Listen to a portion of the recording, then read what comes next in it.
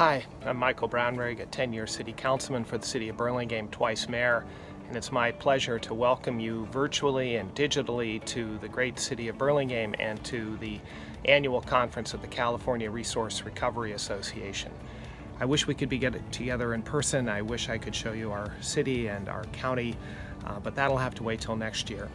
But maybe since you are all virtuous people doing virtuous work, meeting virtually makes sense. And you know, that's not just a pun.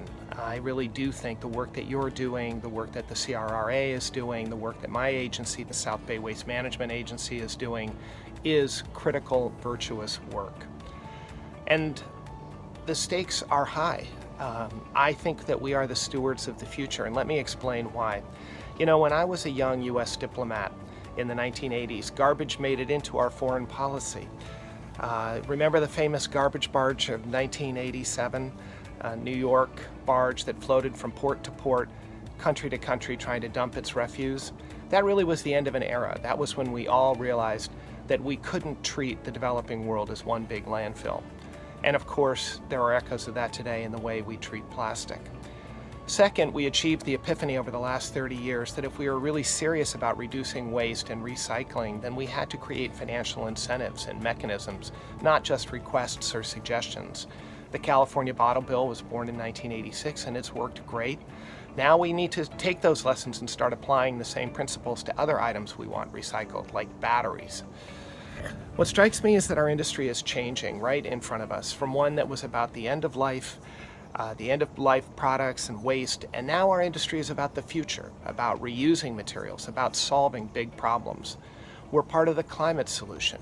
We're part of the solution to husband precious resources, part of making sure that about 8 billion people who all want a standard of living like we have do not kill the planet trying to get there. I sometimes say that we in the waste industry have moved from being the relative that you hope just sits in the back of the room and doesn't embarrass anybody to the relative who, if not quite the life of the party, is at least somebody interesting and important to talk to. I said the stakes are high, and I mean it. Wars throughout history were fought for resources, and if the international trade system falls apart, those days will come back. By finding ways to reuse, recycle, remake, and not reject, we lessen the need to go hunting for oil and lithium and other precious, finite natural resources. And because our industry is now in the policy tent, not just an afterthought or taken for granted, we all need to speak up. Support the CRRA, support our local officials who are pressing for zero waste and creative waste solutions. Just because a company manufactures something doesn't mean we have to allow it into the market if it creates a problem for us. We need to speak up as an industry and as voters.